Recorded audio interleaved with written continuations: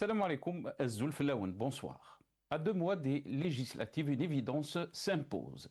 Le véritable enjeu n'est plus le résultat des urnes, mais leur remplissage. Dans une atmosphère lourde de doutes, de lassitude et de méfiance, la participation électorale est devenue la principale bataille du pouvoir. L'abstention n'est plus un simple phénomène conjoncturel. Elle s'est installée comme une force politique silencieuse mais déterminante qui redéfinit à elle seule la portée du scrutin. Depuis plusieurs années, chaque échéance électorale se heurte au même mur, celui d'un boycott diffus, profond, enraciné, ce qui relevait autrefois d'un désengagement ponctuel s'apparente désormais à un véritable langage politique. Une partie importante de la population ne conteste plus en votant autrement. Elle conteste en ne votant plus du tout.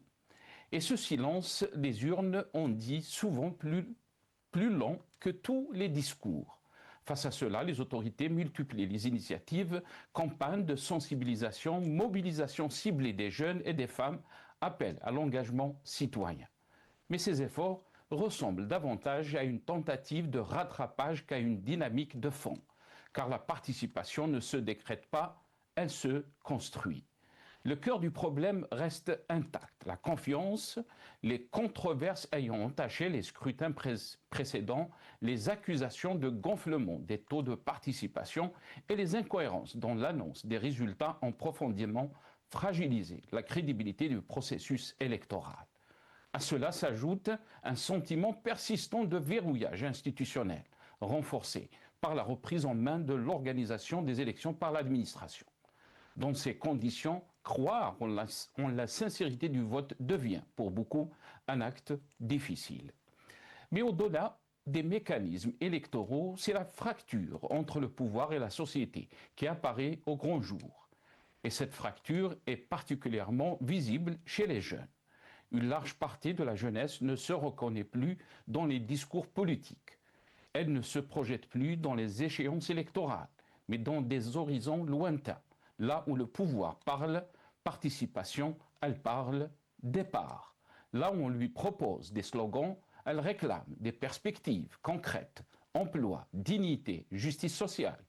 Dès lors, une question s'impose. Peut-on mobiliser un électorat qui ne sont plus concernés?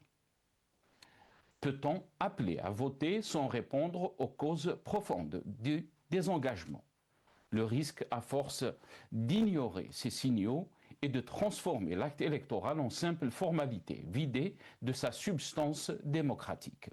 Les législatives du 2 juillet ne seront pas seulement un test politique, elles seront un révélateur du lien ou de la rupture entre gouvernants et gouvernés, révélateur de la capacité du système à restaurer la confiance ou à s'enfoncer davantage dans la défiance.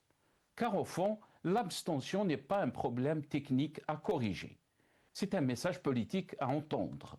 Autant que ce message restera sans réponse, les urnes risquent de continuer à se vider, emportant avec elles un peu plus de sens et beaucoup de légitimité.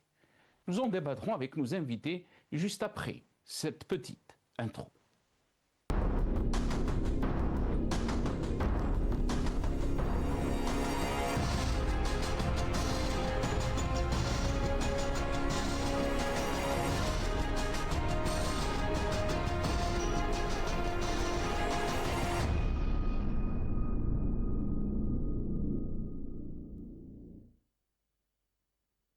Législative du 2 juillet, la nouvelle Algérie face au spectre du boycott. C'est le titre de notre émission pour ce soir. Et pour en parler, j'ai le plaisir d'avoir avec nous ce soir Maître Salah Debbouz, qui est avocat et défenseur des droits de l'homme, qui est avec nous depuis Bruxelles, via Skype. Maître Salah Debbouz, bonsoir. Merci beaucoup d'avoir accepté l'invitation. Marhaba bik, maître. Bonsoir, c'est Nasser. Bonsoir à toi, aux autres invités, bonsoir aux téléspectateurs et merci pour l'invitation. Merci beaucoup, Maître Salah Debbouz. Barakallahu fik et merci d'avoir accepté l'invitation. On a aussi le plaisir d'avoir avec nous ce soir, depuis Paris, Jamal Ghessoum, qui est analyste politique, spécialiste des relations internationales, mais aussi observateur de la scène politique en Algérie. Il est avec nous depuis Paris via Skype. Jamal Ghassoum, bonsoir. Merci beaucoup d'avoir accepté l'invitation. Marhaba bik, c'est Jamal. Bonsoir Nasser, merci pour l'invitation. Le bonjour à Monsieur Salah Debbouz et l'ensemble des téléspectateurs d'El Maghrebia qui, j'espère aujourd'hui, vont être un peu plus éclairés sur les enjeux et les problèmes que rencontre notre, ouvrez les guillemets, démocratie. Très bien. Merci beaucoup, Jamal. Très content de vous avoir tous les deux. Donc, et bien sûr, comme vous l'avez dit, on va essayer d'éclairer donc les Algériens par rapport à ce scrutin, par rapport à ces élections donc législatives du 2 juillet prochain. D'abord, on va commencer par quelques titres de la presse nationale, mais aussi un titre donc de la presse internationale concernant donc les élections. Et on va commencer avec l'APS. L'APS Bourali appelle à une forte mobilisation pour la réussite des prochaines élections législatives. Le président de l'Assemblée populaire nationale, l'APN, donc M. Brahim Bourali, a appelé mercredi à une forte mobilisation pour assurer la réussite des élections législatives du 2 juillet prochain, qu'il a qualifié d'échéance importante pour le renforcement du processus démocratique. Voilà. Un autre titre, l'Algérie aujourd'hui, législative du 2 juillet. Voici le nombre de dossiers de candidature retirés. L'autorité nationale indépendante des élections, l'ANI, a annoncé ce lundi donc le nombre des dossiers de candidature retirés jusqu'au 27 avril en prévision des élections législatives prévues donc le 2 juillet prochain. L'ANI fait ainsi état de 1223 dossiers retirés à travers 69 wilayas, dont 1041 dossiers de 35 partis politiques. Un dossier pour une liste sous l'égide de plusieurs partis politiques, coalitions, et 181 dossiers pour des listes indépendantes concernant les circonscriptions électorales à l'étranger. 14 dossiers ont été retirés et sont tous de 11 partis politiques. Le matin d'Algérie, à notre titre, législative, derrière l'essor des indépendants, une balkanisation attendue de l'hémicycle, a titré le matin d'Algérie. Le récent bilan de l'autorité nationale indépendante des élections ANI confirme une tendance marquante à l'approche du scrutin du 2 juillet 2026, la multiplication des candidatures libres. Derrière cet engouement administratif, l'ombre d'une balkanisation de la future Assemblée populaire nationale fait peser des incertitudes sur l'équilibre des pouvoirs, peut-on lire dans cet article du journal Le Matin d'Algérie. Jeune Afrique, législative de juillet 2026. L'Algérie tente de mobiliser sa jeunesse. La révision des listes électorales a pris fin le 26 avril. Une semaine plus tôt, les autorités algériennes avaient relancé leur initiative. Hayya Shabab, objectif, encourager les jeunes à voter à l'occasion des législatives du 2 juillet. Les précédents scrutins ayant été marqués par une forte abstention. Et on termine avec ce poste de Abdelkrim Zrilich, qui est donc connu, Abdelkrim Zrilich, qui est opposant politique, militant politique aussi. Il intervient avec nous dans nos émissions. C'est un poste en arabe avec plusieurs visage de responsables politiques. نحن نقول للأجيال القادمة لأبنائنا ولشبابنا إنه لكي تمارس السياسة وتخوض في الشأن العام يجب أن تكون مثل هؤلاء، بمعنى آخر لكي تكون مواطنا صالحا أو رجلا يجب أن تكون مثلهم. ما هي الصورة وما هي التربية والأخلاق وما هي النماذج التي تقدم لشبابنا في الجزائر عندما يقال لهم إن هذه هي الساحة السياسية في الجزائر، وإن هكذا تمارس السياسة، وإن ما يفعله هؤلاء هو الطريق الصحيح، وهذا ما يجب أن تفعله أنت أيضا. ما هي التربية التي نغرسها في شبابنا عندما نظهر لهم أن التملق والانبطاح هما الطريق الصحيح؟ أي نوع من الأجيال القادمة نريد أن نبني. C'est posé la question donc à Abdelkrim Zghinish. Et on finit avec cette image, bien sûr. نحن ندعوكم للمشاركة. Donc ce poster pour appeler les jeunes pardon, donc à aller voter. الوطن يبنيه أبناؤه ومشاركتك في الانتخابات هي أول لبنة في هذا البناء. سجل اسمك في القوائم الانتخابية لأن صوتك هو الفرق بين وطن يتقدم ووطن يتراجع. Voilà, donc vous êtes en train de voir donc ce poster qui appelle les jeunes bien sûr à aller voter le 2 juillet prochain.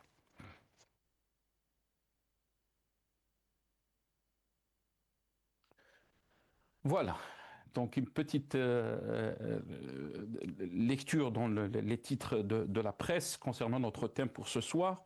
On va d'abord vous faire passer cette infographique avant de donner la parole à nos invités.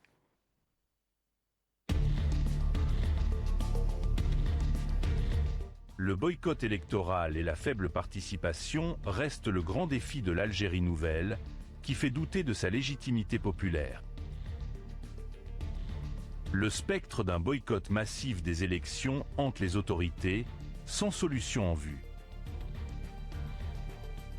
Le boycott, entre conviction politique et indifférence, domine désormais les scrutins de l'Algérie nouvelle. L'ampleur du boycott met les autorités en difficulté sur la crédibilité des élections et les taux annoncés.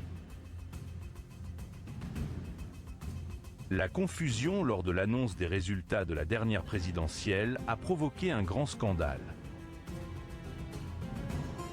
Le gonflement des chiffres et les contradictions ont terni la transparence du scrutin. Ce scandale a conduit au limogeage du président de l'autorité des élections avant sa marginalisation. La nouvelle loi électorale a réduit ses pouvoirs et rendu l'organisation des élections au ministère de l'Intérieur.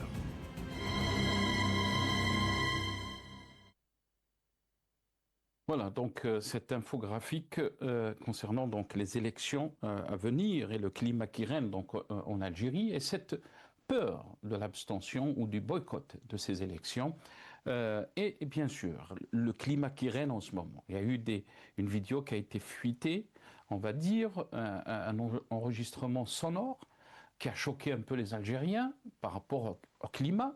On parle d'une nouvelle Algérie, on parle de nouvelles pratiques, alors que on est, on va dire, dans la continuité du même système et des mêmes pratiques.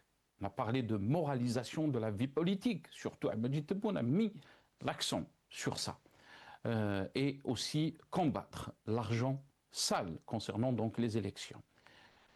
On va écouter cet enregistrement. Ce n'est pas des choses qu'on peut montrer malheureusement. On était obligé donc de ne pas laisser tout, parce que ce n'est pas des choses qu'on peut dire en famille, ni des gens respectés. Donc, juste un aperçu de cet enregistrement qui a fuité, donc des cadres du parti du RND. كاين على باليش انا بالك منذر يجيب لك عبد يزيد يحطوا لك ايه منذر باين بلي حيجيب تاعو عنده تاعو ثاني تاعو يفوتوا قبلنا كل زبا هو اللي سايسنيا وراه تقول لهم لا هي المليحه هو كان بروبوزي لي بوراس وهضرت مع الربيع وعجبو الحال وفيا منذر عاوني فيه او داه الام بواقي اللي حكى معاه عندك اوفيسيال او ترشح على ام بواقي تسمى على بكيه يدير الحمله معنا هنا نورمال بيان سور كيكون عندي هاو بعد نخدموا مع بعضنا منذر كان في ميلا جمعنا في قسنطينه نديروا لقاء في ولاد الرحمن المشترك بين ام بواقي و لحقاش العائلات يمشيو لبعضهم كيما ميلا دوك النص بكل كان ساكن في العثمانيه ويسكن في السماره وبزاف تاع ميلا في النوبال تما عندنا كيف نديروا لا كويزيون ديك بين لي زيكيب واسمع ولكن الاخرين ما في ترشح ضرب مليار ومع الفيديو ب 500 شكون النقش ذكريني كوسي ما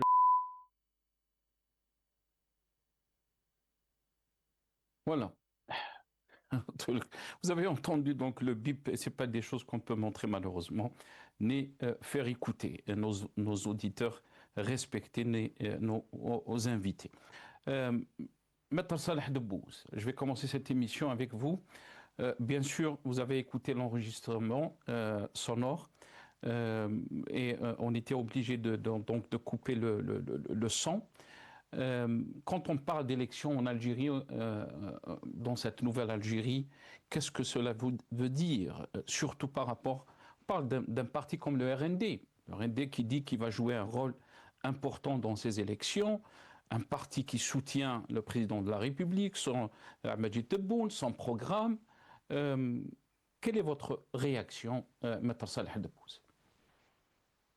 D'abord, ce qui est scandaleux, ce n'est pas seulement les mots prononcés, les mots vulgaires prononcés dans cette vidéo. Il y a d'abord une atteinte à la vie privée. Ça, c'est un piège, c'est clair. Moi, je ne suis pas là pour défendre le RND, ni pour défendre le PAPV de Constantine, et quoi que ce soit. Mais là, nous sommes devant un piège. Quelqu'un qui appelle un responsable et qui... Déjà, si vous réécoutez bien l'enregistrement, vous allez voir que c'est l'appelant, parce que de la voix, on peut comprendre qui a appelé. Donc, celui qui a la voix plus claire, c'est lui qui a appelé. C'est lui qui a initié les mots vulgaires. On ne sait pas de qui il s'agit. Et donc, c'est un piège. C'est clair que c'est un piège. Ça, donc, il s'agit d'une communication privée.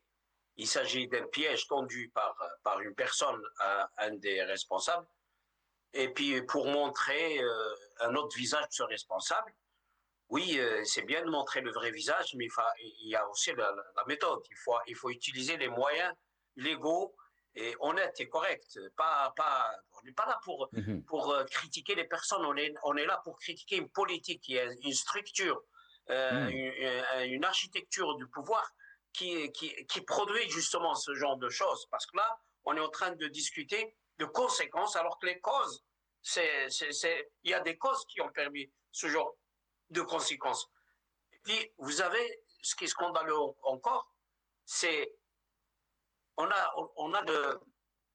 comprend très bien qu'il s'agit de manipulateurs qui sont eux-mêmes manipulés, c'est-à-dire, quelque part, ils sont manipulés, mais aussi ils savent manipuler à leur tour, ramener telle personne, donner l'impression d'avoir ça, et donc les méthodes sales, l'argent qui circule à coups de milliards de centimes ou de dinars parfois.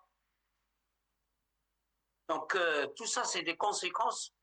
Et vous savez, quand on entend ça, officiellement, on peut montrer mais on l'entend tous les jours officieusement. Il y a des responsables qui parlent de ça quotidiennement entre eux et même à leurs proches. Je suis désolé, mais quand vous avez Tebboune qui insulte Sansal dans un discours officiel, je reviens sur ça à chaque fois parce que c'est vraiment scandaleux. Avant d'être jugé, dans un discours officiel, quelqu'un qui n'a pas encore été jugé, et vous avez le chef d'État qui l'insulte, qui le traite de Majhoul al-Hawiya, etc.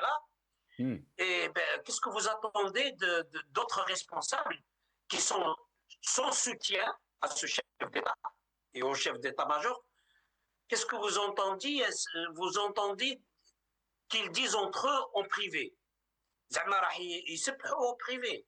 Mais c'est exactement c'est ça le discours officieux et semi-officiel qui maintenant passe presque à l'officiel.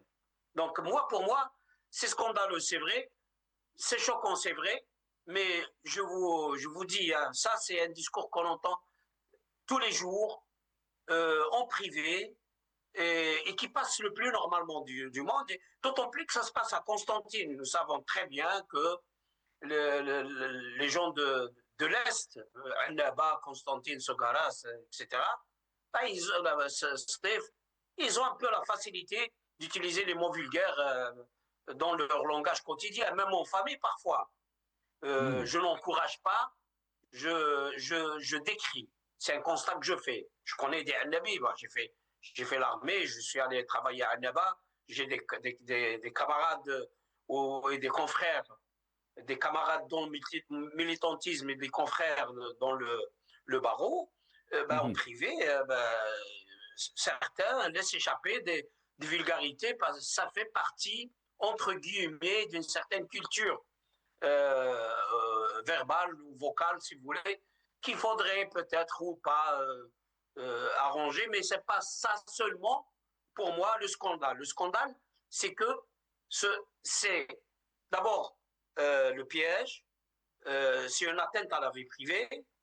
Ensuite, le contenu, c'est un contenu, officiellement c'est choquant, mais c'est le contenu normal. C'est comme ça que les gens sont cooptés, c'est comme ça que les gens sont exclus, c'est comme ça que les gens arrivent à occuper des postes de responsabilité. Très bien. Restez avec nous, Maître Salah Debbouze. Djemal Ghessoum, on a entendu le chef de l'État, bien sûr, auparavant, parler de la moralisation de la vie politique, combattre toute forme d'argent sale quand il s'agit des élections. Donc on parle des nouveaux mécanismes, on parle d'une Algérie nouvelle, mais les Algériens découvrent chaque élection, malheureusement, elle est du déjà vu en termes de ce qui s'est passé dans l'ancienne Algérie ou dans la Essaba, comme ils aiment l'appeler. D'abord, on va écouter Tebboune quand il a parlé de moralisation de la vie politique, et je reviens à vous juste après. محاربة الفساد أخلاقة المجتمع لازم الناس تعرف باللي بدون أخلاق كل شيء يروح حتى داخل العائلة كل شيء يفسد نحارب نحارب نحارب نحارب تكون فيه إجراءات حتى إجراءات تنظيمية بالنسبة لنا بالنسبة للأجهزة هذه الخفية والظاهرة اللي تحارب هذا. Qu'est-ce que vous en pensez, Djemal Ghessoum? On n'est pas sorti de l'auberge, on est toujours donc dans les mêmes pratiques quand il s'agit d'élections. Et bien sûr, on se pose la question, c'est qu'elle est où cette Algérie nouvelle? Elles sont donc ces nouvelles pratiques. Elle est où cette moralisation de la vie politique? Je resalue M. Debbouze qui semble particulièrement omnibulé par le président Tebboune et le chef d'état-major. J'espère juste qu'il ne dort pas avec son image et qu'il ne se réveille pas avec son image. C'est tout ce que j'espère pour lui. Oui, alors si vous voulez, il y a beaucoup à dire sur cette question. Il y a les discours qui sont tenus par le président de la République sur cette question. Le discours, lui, en lui-même, n'est pas problématique. C'est dans l'approche politique de la chose que cela devient un véritable problème. Je ne suis pas d'accord avec M. Debbouze qui parle de conversations privées et de pièges, etc. Vous savez, lorsque des citoyens peuvent être éclairés sur le fonctionnement des partis politiques, cela tombe dans ce que l'on appelle dans le terme journalistique la chose publique, c'est-à-dire que ce sont des éléments qui doivent être mis à la connaissance du public. Je m'excuse, peut-être que je ne suis pas là pour répondre à la place de Maître Debbouze, mais rappelons que Maître Debbouze est avocat, donc je pense que la question a été vue beaucoup plus en termes juridiques, je pense. Maître Debbouze, non, mais je n'en disconviens pas. Moi, j'ai une approche politique par rapport à une échéance politique et par rapport au sujet qui est porté aujourd'hui. Donc je reste sur le champ politique de la chose. La chose personnelle, la vie privée, etc., quand on parle de sa vie privée, je suis d'accord. Mais quand on parle de la chose politique, cela devient la chose publique. Voilà un peu où se trouve la distinction. Ensuite, moi je suis particulièrement affublé par... D'abord, je me suis bien renseigné sur cet enregistrement, il est réel, et puis ça ne concerne pas simplement le RND, ça concerne aussi le FLN visiblement. Donc, je ne vais pas essentialiser sur tel ou tel parti. C'est un système, M. Debbouze l'a très bien dit, et de ce point de vue-là, je suis d'accord avec lui. Mais la grande difficulté, c'est l'adhésion de la population, des peuples. Par exemple, moi je donne un exemple en France, vous savez ce que vous avez montré tout à l'heure sur pousser la jeunesse un peu à s'inscrire en tant que citoyen dans l'élection. Ce poste, on ne l'a pas vu en France et en français.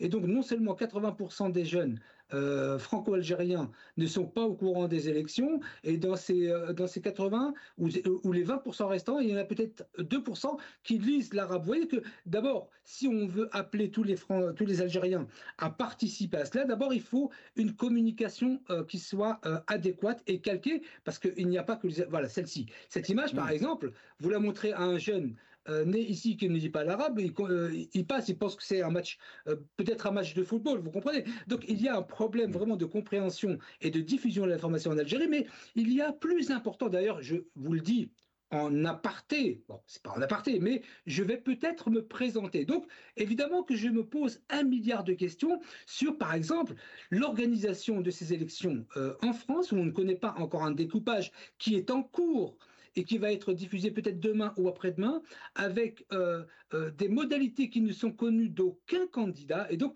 on peut se poser la question sur la volonté du pouvoir politique en Algérie, sur la participation des Algériens de France sur cette échéance-là. Et donc, il y a 1 milliard de questions que je me pose sur cette élection. D'abord, je ne vois pas le changement entre l'époque de Bouteflika, rahimahullah, et aujourd'hui. Je vois même un niveau baissé de manière drastique entre 2000 et aujourd'hui, qui est absolument catastrophique. En 2000, nous avions encore des politiciens qui avaient un certain niveau intellectuel. Pourquoi vous parlez de politique, puisque vous-même vous êtes en train de dire qu'il y a un recul en termes de pratique politique, mais aussi en termes de transparence. Beaucoup de partis politiques qui sont dans la position, la vraie opposition, parlent qu'il y a une vraie fermeture politique et que cette situation, elle est devenue très inquiétante. Pourquoi vous parlez de politique alors que peut-être des observateurs, mais aussi des militants politiques, parlent qu'il n'y a plus de politique en Algérie?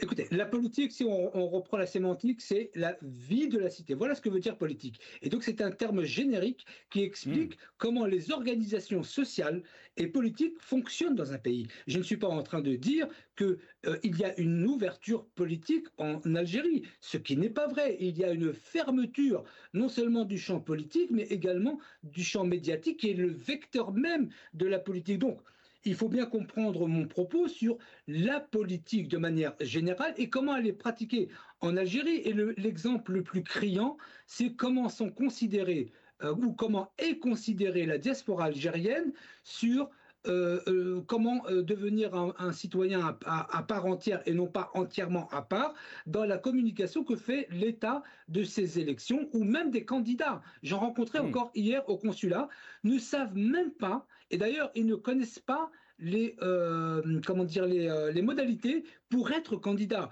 Tout à l'heure vous parliez des listes indépendantes, par exemple. C'est un exemple.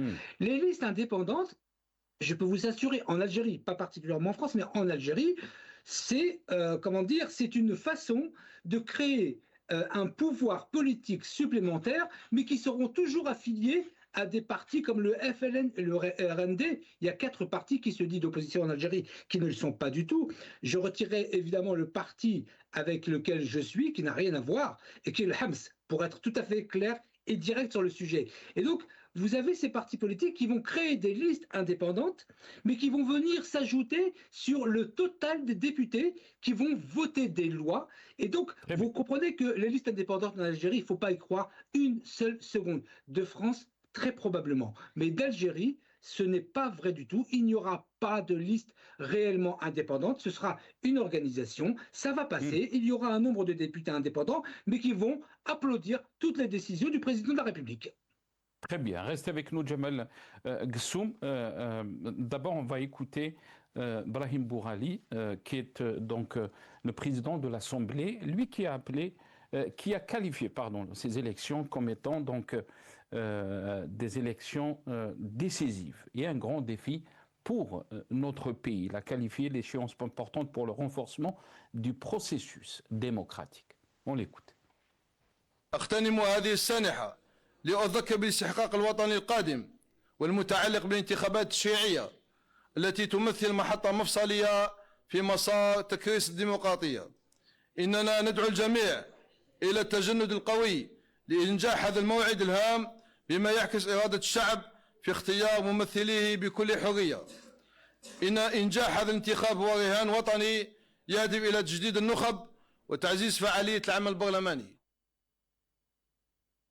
Voilà, Brahim Bourali. Donc, mais aussi des campagnes de sensibilisation comme le NTV qui parle de campagnes pour les jeunes, pour que les jeunes aillent voter, pour les pousser donc à aller voter. On regarde ces images. ترسيخا لثقافة المواطنة والمشاركة السياسية، يبرز دور الشباب كفاعل محوري في الاستحقاقات الوطنية بصفته حلقة مهمة في صنع القرار، تعزيزا لحضوره في الهيئات المنتخبة. مشروع رئيس الجمهورية هو إعطاء المشعل للشباب في الحياة السياسية، وهذه أول خطوة إن شاء الله للشباب في لصناعة السياسة في الجزائر وتقلد المناصب. تكون هناك مشاركة قوية للشباب الجزائري حتى يساهم في تغيير بلاده للأفضل، وحتى يساهم في بناء الجزائر ويحافظ على هذه الأمانة. لازم كل الشباب يساهموا، مش يعني تجيك ذيك الفكرة انك من فوطيش من ليفيتي منا راح تكون مسؤول عليها. ولتشجيع الشباب على التسجيل في القوائم الانتخابية، تنطلق هذه القوافل التحسيسية للتواصل المباشر مع المواطنين للتوعية بأهمية مشاركة الشباب في الانتخابات. شباب الجزائر يشارك في مبادرة هيا شباب لنشجع الشباب في التسجيل في القوائم الانتخابية، لأننا نؤمن أننا معا نشارك لنصنع الغد. Voilà, donc on tente de mobiliser la jeunesse, vous l'avez vu dans ces images, mais aussi le premier secrétaire ou le premier responsable du RND, Mounder Bouden, qui parle des jeunes et la chance qu'ils ont par rapport donc à ces élections législatives prochaines.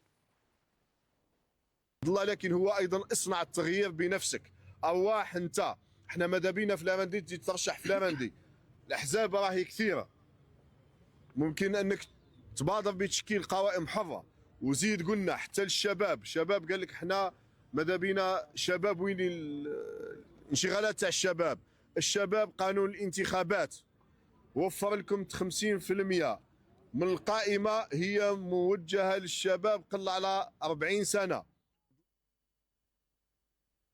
Voilà. Maître Salah Debbouz, إعطاء المشاعل للشباب, on parle de la jeunesse, le rôle de la jeunesse, la jeunesse donc a une chance extraordinaire pour faire valoir donc ses ambitions dans ces élections, mais la question qui s'impose ou la chose dont on n'en parle pas, c'est qu'il y a une peur du côté de l'autorité, des autorités, par rapport à ces élections et par rapport au boycott de ces élections. Maître Salah Debbouz. Bon alors, avant tout, j'ai 3 remarques à donner à Sijamal et après je réponds à votre question. La première, c'est que moi, je dors avec ma femme, je ne dors pas avec Tebboune. J'ai une femme avec qui je dors. Je n'ai rien à faire avec Tebboune dans ma chambre à coucher. Ensuite, je n'ai pas la photo de Tebboune, j'ai les photos de mes parents et de mes beaux-parents, de ma famille, dans ma chambre, dans mon bureau. J'ai des objets d'art, j'ai des statuettes qui représentent Taradeit, par exemple, qui représentent des endroits que j'ai visités, que j'ai aimés. Donc ça n'a rien à voir avec ça. Et ensuite, quand on parle de politique, ben, c'est tout à fait normal qu'on donne l'exemple du premier responsable de tout en Algérie. Il s'est même proclamé premier syndicaliste. Alors donc, il assume toutes les responsabilités. Donc, quand il y a un mal profond, on remonte directement au premier responsable, d'autant plus qu'il donne l'exemple. Ça, c'est la première remarque. La deuxième remarque, il y a une différence entre une conversation privée et un sujet public. On ne peut pas espionner les gens dans des conversations privées, même s'ils parlent de choses publiques. Il y a des moyens pour traiter la chose publique. Il y a des voies prévues par la loi pour accéder à ça. Il faudrait qu'on apprenne, parce que c'est vrai qu'il faut moraliser le fond, mais les moyens, il faut aussi et surtout moraliser les moyens utilisés pour arriver à l'objet. Donc ça, c'est la deuxième remarque. Je passe directement à votre question. passer le flambeau aux jeunes, je ne veux plus parler de la troisième parce qu'on va s'éterniser sur des trucs qui n'ont pas... Peut-être on va s'écarter de l'objet de notre discussion. Passer le flambeau aux jeunes, mais il s'agit de responsabilité publique. Dans la responsabilité publique, il faut chercher des compétences, qu'elles soient hommes, femmes, jeunes ou moins jeunes. C'est pas ça le plus important. C'est vrai qu'il faut ouvrir, encourager dans des situations un peu particulières quand il y a, par exemple, on voit que les femmes n'occupent pas beaucoup de responsabilités. On peut faire une politique pour encourager l'accès des femmes, ça se passe partout, mais ce n'est pas quelque chose à faire au détriment de la compétence. Quand vous ramenez des gens parce qu'ils sont jeunes ou parce qu'ils sont femmes, ça peut donner des catastrophes. Il faut trouver le bon moyen pour d'abord former les gens, des couches sociales qui ne participent pas peut-être beaucoup, d'abord bien les former, les outiller, ensuite leur permettre d'occuper des postes de responsabilité. Ce n'est pas le cas actuellement. Pourquoi ce n'est pas le cas?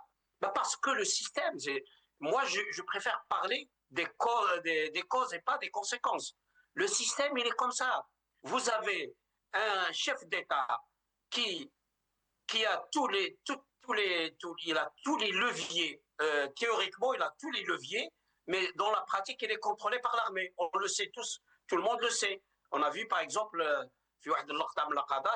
Tebboune encore, qui faisait un compte rendu à Chingri Hakiti à côté de lui. Un chef d'État qui fait un compte rendu au premier responsable militaire et qui disait dans d'autres séquences qu'on a vues, même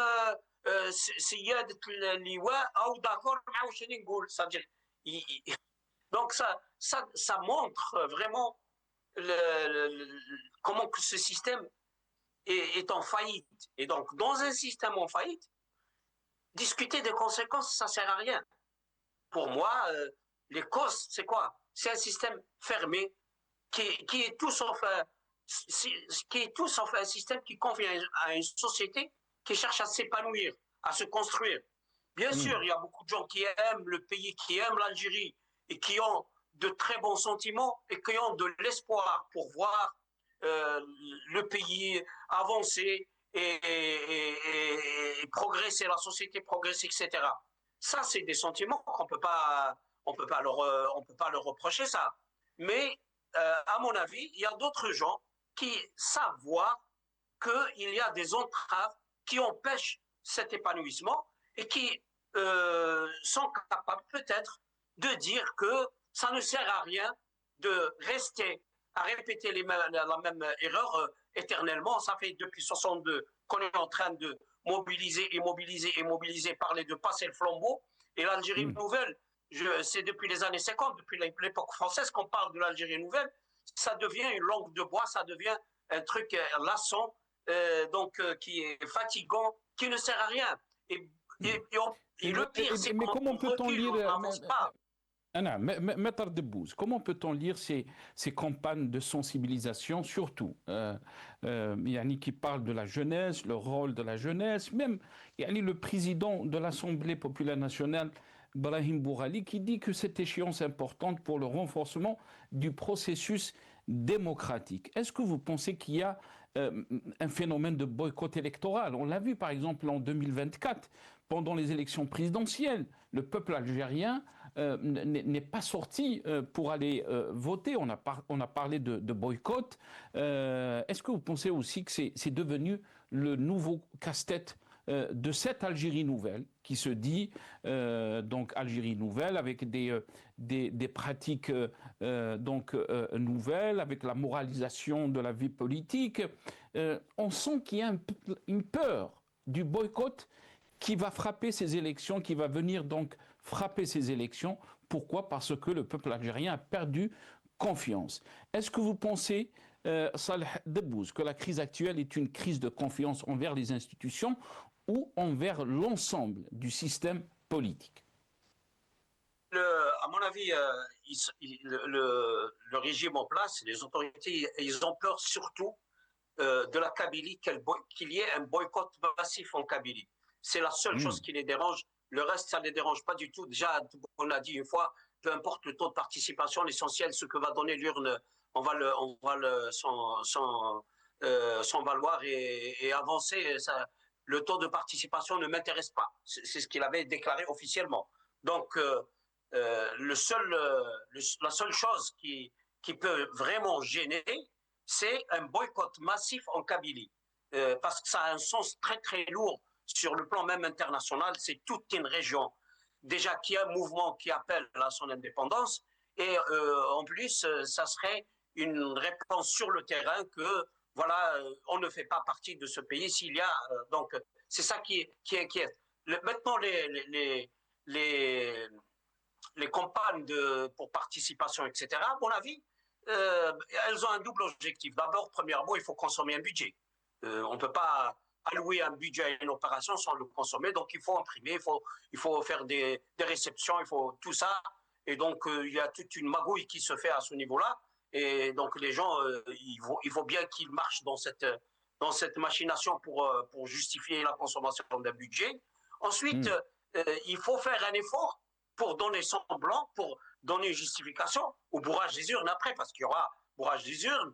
Et donc, il faut l'expliquer, ce bourrage, pour dire que, voilà, il y a un taux de participation de 15 ou 20 ou 30%. Ils vont dire, parce qu'on a fait l'effort de mobiliser, et donc cette mobilisation a donné ce résultat. Ils ont besoin de faire cette mise en scène. À mon avis, c'est ça l'explication simple et directe, comme je la vois. Très bien. Très bien. Restez avec nous maintenant, Salah Debbouz. Dans ce passage, avant de donner la parole à Jamal Gissoum, mais aussi des responsables d'autres partis comme Hams, MSP, les FLN, qui ont aussi fait des appels à la jeunesse, aux Algériens, d'aller voter. On regarde. الانتخابات التشريعية المقبلة محطة مهمة في مسار هذا البلد، ليس في مسار حركة مجتمع السلم وحدها، بل هي محطة في مسار صناعة هذا البلد حتى يكون مستقرا ويكون آمنا. إن المشاركة الواسعة في الانتخابات تعني دعم المؤسسة التشريعية وتعزيز الشرعية الشعبية وترسيخ المسار الديمقراطي الذي اختارته بلاده. Voilà, responsable donc du MSP, Hams, mais aussi le responsable des FLN, qui appelle donc les Algériens à aller voter en masse. Mais on va revenir un peu en arrière aussi et essayer de comprendre pourquoi il y a cette peur des autorités, du pouvoir algérien, de cette abstention et surtout du désintérêt des Algériens par rapport à ces élections législatives du 2 juillet prochain. On va revenir un peu en 2024. Tebboune qui avait déclaré qu'il fallait enquêter sur les élections présidentielles du 7 septembre 2024. On l'écoute. على كل حال التحريات مفتوحة. وهل نتائج التحريات ستعلن يعني بعد نهاية التحقيق؟ أكيد تعلن. أكيد تعلن لأن الرأي العام مهتم بهذه التحريات. Voilà, Tahariyat, les enquêtes, on ne sait pas. Il y a eu des enquêtes, il y a eu des... Donc, qu'est-ce qui a été publié par rapport à ces enquêtes? Rien. Yani, bien au contraire, l'ANI n'a plus de rôle, puisque c'est le ministère de l'Intérieur maintenant qui gère les élections. Jamal Gissoum, pourquoi la jeunesse semble-t-elle se détourner massivement des urnes, mais aussi il y a cette peur du pouvoir et des autorités algériennes de l'abstention, du boycott de ces élections? Alors tout d'abord, M. Debbouz a raison quand il dit que le président de la République avait déclaré que peu importe le nombre de participants. C'est vrai, et il l'avait dit. Donc, ça n'est pas là la question centrale. Qu'il y ait, vous savez qu'en France, en 2021, je crois savoir qu'il y avait à peu près 4% de participants. Vous imaginez 4%, il n'y aura pas d'élection, que ça ne se verrait pas du tout. Et donc, de ce point de vue, l'État algérien n'a pas peur de l'abstention. Ensuite, il faut lire les choses de manière différente. Entre, par exemple, en Algérie et en France, on ne peut pas parler de la jeunesse qui boycotte, puisque la jeunesse n'est pas au courant. Donc on ne peut pas boycotter quelque chose pour lequel on n'est pas au courant. En Algérie, cela a une autre connotation. Et donc ils sont tous au courant des élections en Algérie. Ensuite, appeler la jeunesse à participer. D'ailleurs, l'appel fait par les deux présidents de parti que vous avez montré, que ce soit le Hams ou le FLN, je peux vous assurer que le même appel des deux secrétaires généraux ou des deux présidents des partis ne veulent absolument pas dire la même chose. Lorsque le président du MSP appelle à une participation, juste pas pour faire de la publicité, mais parce que je le connais personnellement d'abord, et en plus, je connais le parti depuis des années. C'est que le Hams est le parti, objectivement, le plus instruit, le niveau d'études le plus instruit. C'est le seul qui est aussi organisé en tant que parti en Algérie. Et troisièmement, c'est le seul parti qui a un programme, ce qui fait qu'en 2021, il a obtenu 65 sièges à l'Assemblée nationale et qu'il le considère en tout cas comme le deuxième parti, même si dans les médias, on n'en parle pas autant. Et donc, voilà un peu en tout cas ce que je voulais dire sur le boycott. Moi, je suis contre le boycott. Je suis partagé parce qu'on voit un peu la pratique. Mais aussi, est-ce que le boycott, Jamal Gessoum, est une forme de contestation politique, puisque vous avez parlé de fermeture du champ politique. Maître Salah Debbouz a rappelé aussi cette situation, ce constat, c'est qu'on ne peut plus parler de choses politiques en Algérie. On a des associations qui ont été dissoutes, des partis politiques qui ont été dissous aussi, menacés de dissolution. Jamais on a connu cette situation en termes de fermeture politique. Mais quand vous parlez d'un parti, je peux comprendre que vous êtes peut-être lié à ce parti, mais on ne peut pas parler de politique en Algérie. Si, Nasser. Dire qu'on ne peut pas parler de politique, je vous rappelle juste que M. Boussouf, et dans les années 50, il y avait deux formes de révolution. Il y avait la révolution armée, donc l'armée de libération nationale, et puis à côté de cela, il y avait le pouvoir politique algérien qui a gagné plus sur le champ politique que le champ armé. Et donc, nous étions dans une situation en Algérie en 1954 qui était quand même bien pire que celle d'aujourd'hui. Il n'empêche qu'en 1954, l'organisation politique du FLN, je parle du FLN d'antan, a axé son action politique qui a été jusqu'à l'ONU et partout dans le monde, malgré la situation qui était bien pire quand même que celle d'aujourd'hui, qui n'a rien à voir. Et donc dire que la question politique n'aurait pas de sens par rapport aux restrictions politiques, c'est avoir une vue sélective, partielle et partiale de ce que peut être le combat politique dans toutes les situations que nous pouvons rencontrer. Aujourd'hui, quoi qu'il en soit, nous pouvons encore faire de la politique parce que la politique, c'est du long terme. Ça n'est pas obtenir Laissez-moi reformuler ma question parce qu'il ne me reste pas beaucoup de temps, Jamal Gessoum. Est-ce que vous pensez le vrai défi aujourd'hui? Vous l'avez dit, peut-être vous serez candidat par rapport à ces élections. Et le vrai défi aujourd'hui est-il de faire voter les Algériens, de les pousser, donc de les pousser à aller voter ou de leur redonner une raison de voter? Vous êtes malin, Sinassar, avec votre question, mais je vais y répondre quand même. L'idée, en fait, c'est que d'abord, le vide politique est absolument catastrophique pour un projet national. Et donc, leur donner le goût et l'envie de s'inscrire en tant que citoyen, ça appartient effectivement aux politiques, mais ça appartient surtout à l'État algérien dans sa communication. J'en parlais tout à l'heure, ne serait-ce que par rapport à la jeunesse algérienne en France. Et donc, ça va de pair et dans les deux sens. C'est aux partis politiques ou à un parti politique en particulier, c'est de redonner le goût et l'envie aux jeunes de participer au projet national. Et ensuite, il y a les pouvoirs régaliens qu'est l'État et dont il a responsabilité. Je termine par l'observation que vous avez faite tout à l'heure sur l'ANI, et ça revient au ministère de l'Intérieur. Moi, je n'ai absolument aucun problème sur le fait qu'il y ait une partie de l'organisation qui soit confiée au ministère de l'Intérieur et une autre partie à l'ANI. Cela ne me pose absolument aucun problème. J'espère que ce ne sera pas aussi catastrophique que l'on a vu en 2021. Ça, nous le verrons bien. Très bien.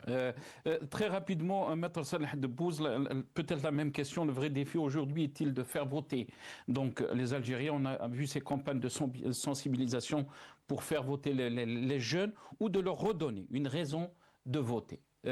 Maître Salah Debbouz, très rapidement.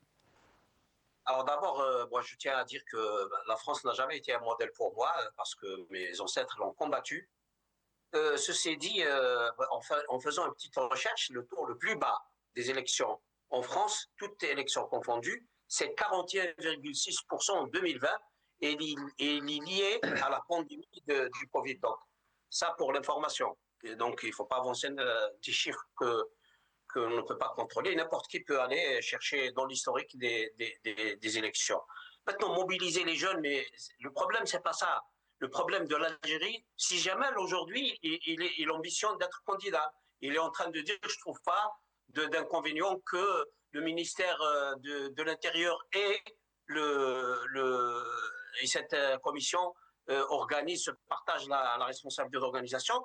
Je souhaite qu'il réussisse déjà à présenter sa candidature, ensuite qu'il soit élu, mais je me demande si jamais il n'est pas élu et que sa non-élection, si par malheur arrive, qu'elle soit due à des facteurs qui ne sont pas,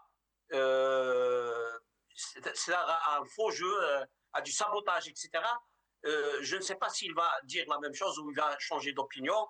En tout cas, peut-être ça va lui servir pour voir un aspect qu'il ne voit pas encore aujourd'hui. Oui, ça peut servir de ça. Je lui reproche pas de toute façon parce que on ne peut pas tous voir tout en même temps. Il y a des choses. Moi, j'ai une vision de ce régime parce que j'ai exercé ma profession d'avocat qui m'a permis d'aller dans des dossiers très profondément et de voir comment ce système fonctionne d'une façon malhonnête et maladroite et truquée. Donc, ça m'a permis de faire mon diagnostic. D'autres, peut-être, auront des occasions pour faire leur diagnostic en s'approchant beaucoup plus de ce système politique. Donc, pour moi, jeune ou pas jeune, ça n'a pas de sens tant que le système il est ce qu'il est. Merci beaucoup, Maître Salah Debbouz. Un seul mot, parce qu'on doit quitter, on doit rendre l'antenne. Jamel Gsoum. Un seul mot pour dire à M. Debbouz qui parle de la France. Je ne vois pas pourquoi je n'ai pas parlé de la France. Ensuite, quelles seraient mes réactions si je ne l'emportais pas? Monsieur Debbouz, c'est ma 3e tentative d'élection et je suis un politique. On va vous inviter, Jamel Gsoum, avec Maître Salah Debbouz après les élections. Merci beaucoup à vous deux. Maître Salah Debbouz, avocat et défenseur des droits de l'homme, vous étiez avec nous depuis Bruxelles. Merci à Jamel Gsoum, observateur politique, militant politique aussi. Vous étiez avec nous depuis Paris via Skype. Merci à vous, chers téléspectateurs, d'avoir suivi cette émission.